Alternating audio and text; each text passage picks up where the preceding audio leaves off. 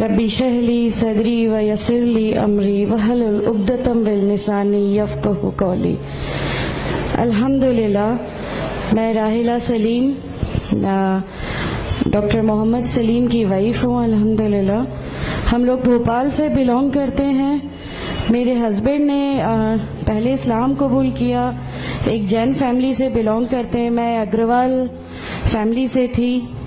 मेरा पुराना नाम मानसी अग्रवाल था और मेरे हस्बैंड ने जब इस्लाम कबूल किया तो मेरे लिए मेरी लाइफ का बहुत एक शॉकिंग इंसिडेंट था। मैंने फर्स्ट टाइम किसी को पहली बार देखे, मैंने किसी को नमाज पढ़ते हुए देखा। मैंने अचानक ही अक्सर करके एक पर्टिकुलर टाइम होता था और ये घर से कहीं चले जाते थे और मैं इनसे पूछती थी कि आप कहाँ जाते हैं, तो ये रिप्लाई करते थे this is none of your business, you have to do your job. तो मैं भी खामोश हो जाती थी। बाकी मेरे फादर इन लॉ से अक्सर इनकी डिबेट और सब कुछ हुआ करता था, बट मुझे नहीं समझ में आता था कि ये डिबेट क्या है, ये लोग किस बात पे इतना ज़्यादा, मतलब इनका डिबेट इतना एग्रेसिव मूवमेंट्स पे कैसे आ जाता है।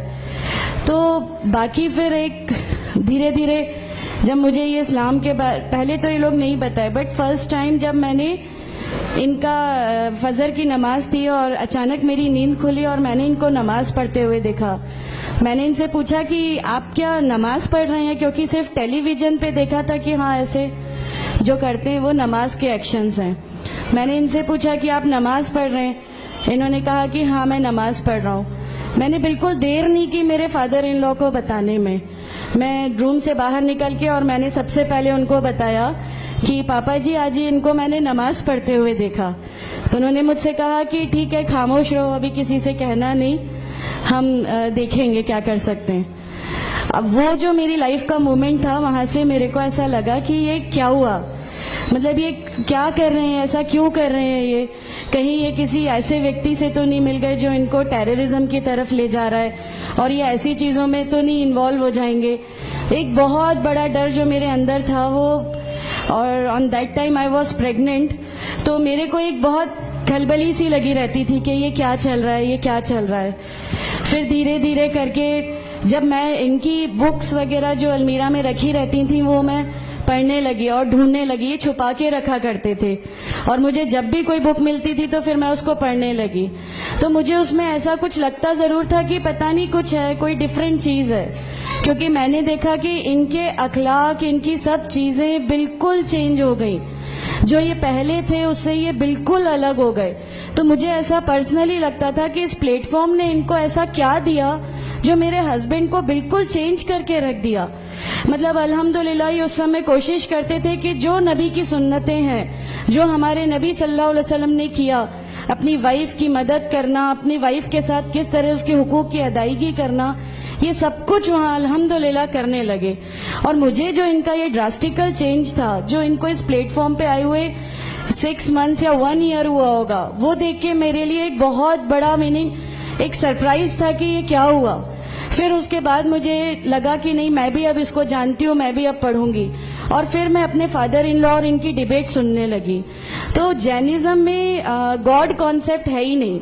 हर वो व्यक्ति जो बहुत ज़्यादा इल्म हासिल कर लेता है, बहुत ज़्यादा नॉलेज हासिल कर लेता है, तो वो एक लिमिट पर आकर नऊज़ुबिल्लाह गॉड का वो मुकाम हासिल कर लेता है और लोग उसी की फिर पूजा करने लगते हैं, उसी की वर्कशिप करने लगते हैं। तो मेरे दिमाग में, मैं अग्रवाल फैमिली से थी, तो मेरे दिमाग में था कि नहीं, हमारे जो भगवान है वो 3-4 हाथ वाले हैं, इनका क्या एक ही गॉड है जिसको जाके आपको पूजना है। तो नहीं, मैं इनसे तो कुछ नहीं मांगूंगी, 3-4 हाथ वाले भगवान ही होते हैं, ये नहीं कुछ वो ऐसा रखते। तो वहां से एक थोड़ा सा डिस्ट्रैक्शन मेरे को गॉड कॉन्सेप्ट का आया।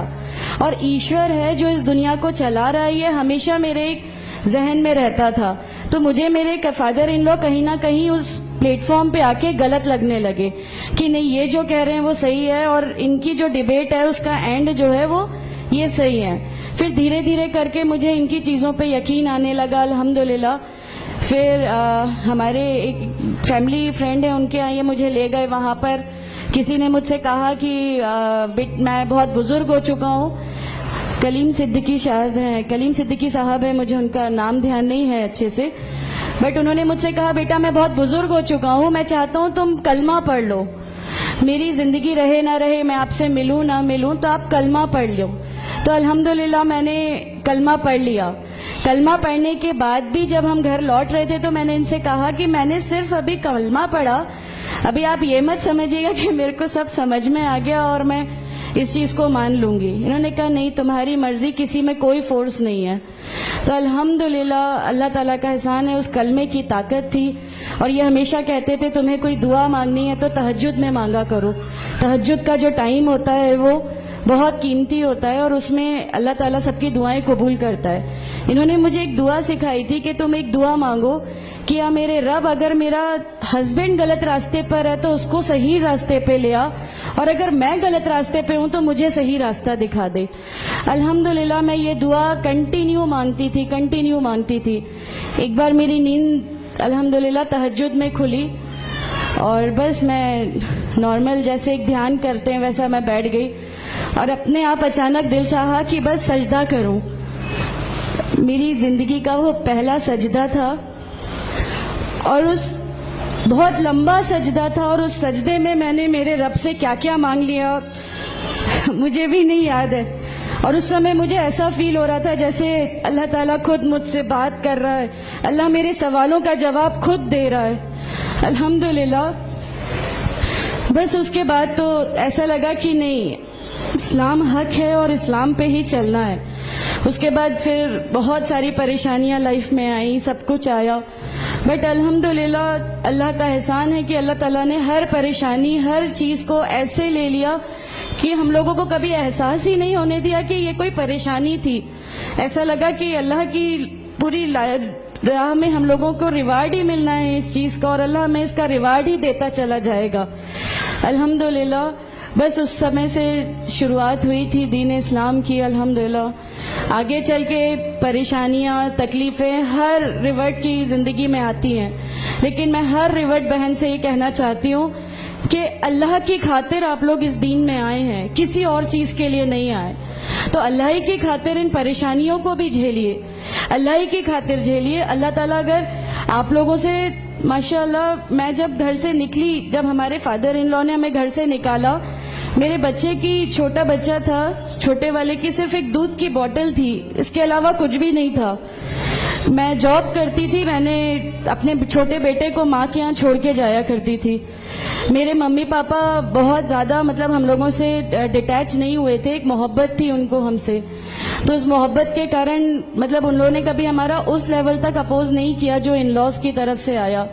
तो जब मैं मेरे मायके गई और मैंने अपने बच्चे को लिया और मैंने कहा कि माँ हमने वो घर छोड़ दिया, हमें उस घर से उन लोग निकाले, ऐसा करके माँ है बहुत रोई, तुम लोग क्यों ऐसा कर रहे हो, क्या करोगे, कैसे रहोगे, दोनों छोटे बच्चे हैं, क्या होगा।